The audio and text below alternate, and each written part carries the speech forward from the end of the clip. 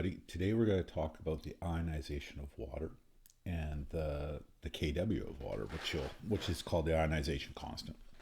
So we know that water is amphiprotic, and I apologize for the screen there. It got wiped out a little bit. So when water is normally just staying there, just normal plain water, an equilibrium does form. Okay, so water, which is obviously a liquid, breaks down into the hydronium H3O plus ion and the OH minus ion. This donation of the hydrogen proton is called autoionization, and water is one of the few compounds that does it. So we can calculate the Kw, the ionization constant for water, which we're going to use a lot later. And basically, remember it's peroxyl reactants, and since water is a liquid, there's nothing on the bottom. So we're just multiplying the concentrations of the two ions together.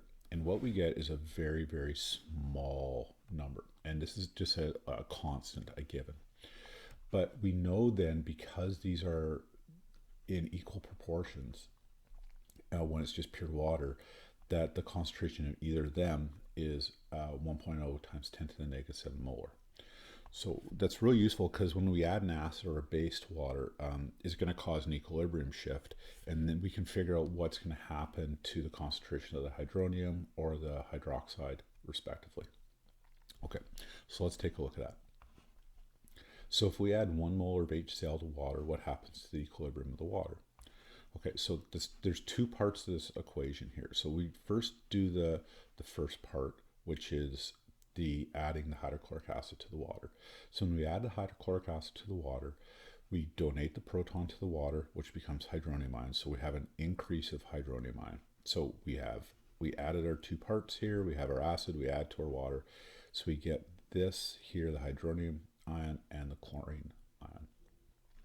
So what happens here is we're going to have a shift. This is going to increase, right? Because we've just added a whole bunch more to it. And then which is going to cause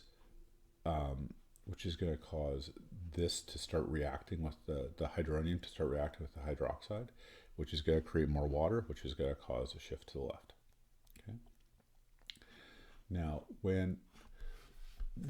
since both the hydronium ion, the concentration of the hydronium ion and the concentration of the hydroxide ion exist in any aqueous solution, because they're all dissolved in water, we can use these concentrations to determine if the solution is acidic, basic, or neutral. So if the concentration of the hydroxide ion is greater than, the hydronium ion is greater than the hydroxide ion, it's acidic. If the hydroxide is less than the hydronium is less than the hydroxide, it's basic. And if the hydronium is equal to the hydroxide, it's neutral. So when you have strong acid or a strong base, they're mixed, two things happen. A, they both become diluted, so they obviously become less concentrated, and they react violently. And this will cause a very, very quick change in the concentration of the H3O plus and the OH minus. And that's really important to note. It is one of the reasons why we always poison the water, right? We always add the acid or base to the water because of this violent reaction. We never add water to a concentrated acid or base. You always do it the other way around. So when you go to university, always remember that. So a question here is, what's the final concentration of hydronium ion when 250 mils of 0.3 molar HCl is added to 35 mils of 0.50 molar NaOH?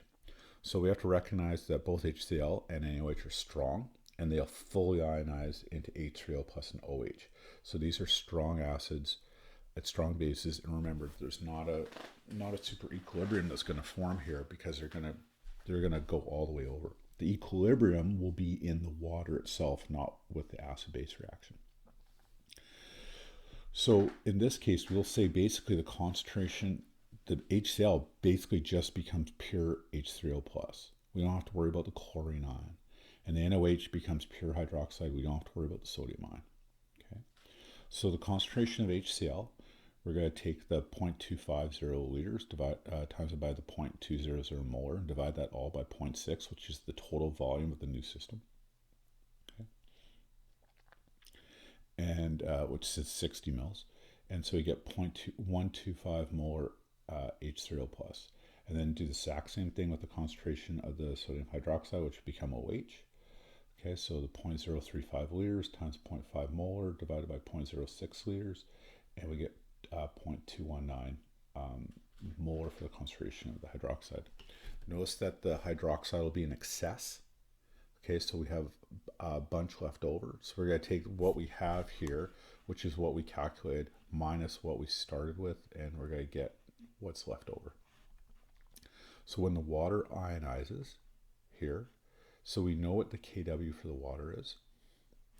We know what the concentration of this is because this was the one in excess. Okay. When we go through it, we can figure out the concentration of H3O plus, and we know how much H3O plus is there. Okay, but since this is the larger one, the 0.2, this is what we use in here.